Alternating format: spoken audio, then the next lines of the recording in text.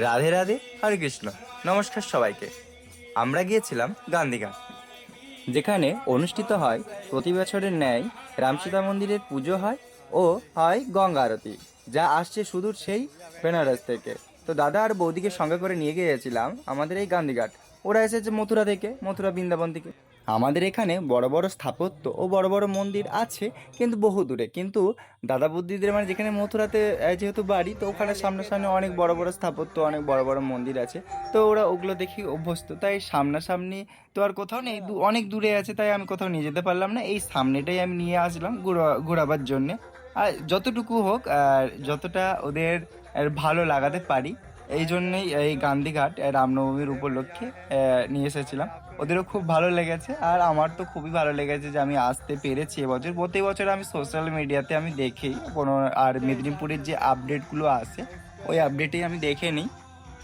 আর ভাইপোকে দেখো, ও নিজের মতন রামনবমীর যে গানগুলো বাজছে, সেই গানে ও নিজের তালে তালে ও ঘুরছে আর নিজের মতন করে আনন্দ উপভোগ করছে। আর এইদিকে আমার ভাগ্নি কোমরে হাত দিয়ে ব্যস্ত হয়ে পড়ছে। কোমর যন্ত্রণা করছে। বজরংবলীর ধ্বজা একজন বাচ্চার হাতে ছিল, বাচ্চা নয়, অনেকটাই বড়, আমার ভাগ্নির মতন। তো ওই বাচ্চা নিয়ে সে কিছু ছবি শ্যুট করতেছিল, দেখো এখানে দাঁড়িয়ে আছে। আর আমার ভাইপো ছুটে গিয়ে ওর হাত থেকে প্রায় পেছন দিকে টান দিচ্ছে। আর দেখো সাথে সাথে সেও একজন ছোট ছেলে হয়, সাথে সাথে ছোট্ট ভাইকে হাতে দিয়ে দিল।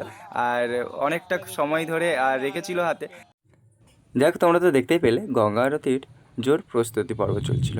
আর এখানেই হবে হোমযজ্ঞ, তার তারপরেই হবে গঙ্গা আরতি। তো আগে এখানে রাম সীতা এখানে পূজিত হবে, এখানে পুজো হবে। পুজো হওয়ার পর তারপরে আর গঙ্গা আরতি হবে।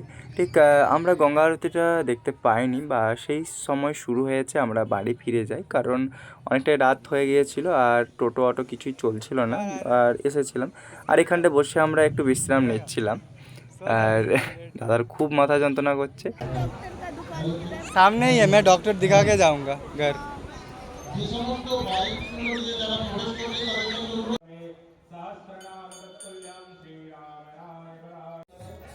দেখা হয়ে গেল আমাদের কলেজের বাংলা বিভাগের স্যার, আর সুরজিৎ স্যার। আর বেশ ভালো লাগলো।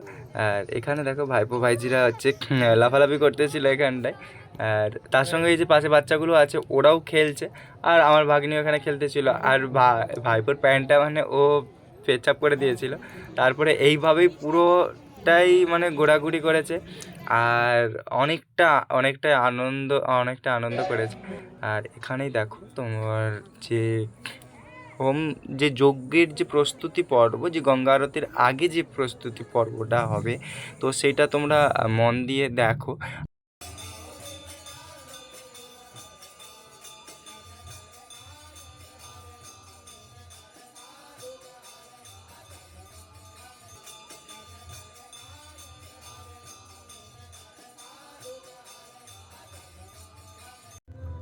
এই ছিল গঙ্গা আরতি হওয়ার আগের এখানে হোম আর যজ্ঞ শুরুর।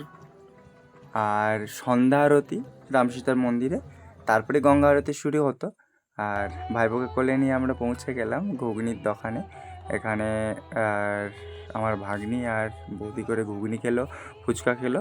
তারপরে এদিকে লাস্টে আমার হাতে এক কাপ চা, বৌদি চা খাচ্ছে। তো আমরা চা খেয়ে বাড়ি ফিরে যাচ্ছি। রাধে রাধে, হরে কৃষ্ণ, নমস্কার সবাইকে, সবাই ভালো থাকো।